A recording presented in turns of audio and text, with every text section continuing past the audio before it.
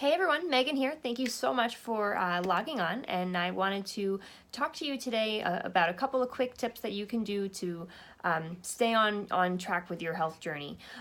Number one would be consistency. I know we all have days where, things end up happening and you can't quite stay to your gym routine or you can't quite stay to your food routine, and that's okay. That's completely normal.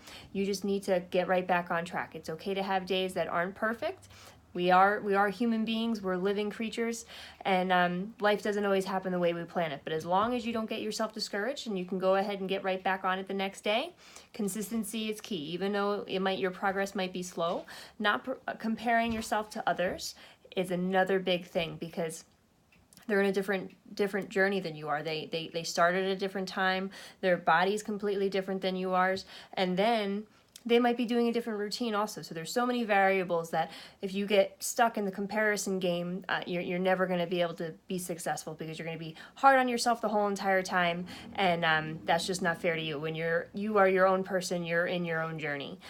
So while you're taking this journey, another thing to look out for is how much fruit you're having. Fruit is so delicious and so good, especially when it comes to our summer and spring and fall seasons, when the cherries and the apples and the oranges are all perfect.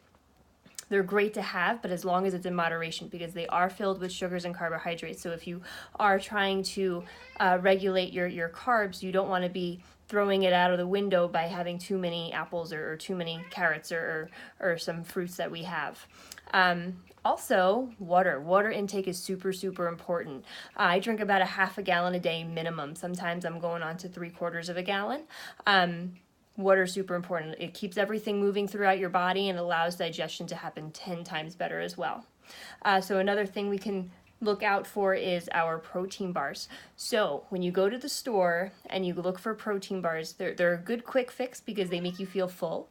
But sometimes, again, they have a lot of carbohydrates and they have artificial flavors and artificial products put in there that you just need to be careful, because it could be slowing down your metabolism, even though it's making you feel full, but it's slowing down your metabolism. So if you're going to be going into the protein bar route, definitely take a look at what's in there, and just be cautious of what you're eating. Oh, last thing. So if you're feeling hungry, how many of us feel hungry when we're on our diets or we're trying to eat clean?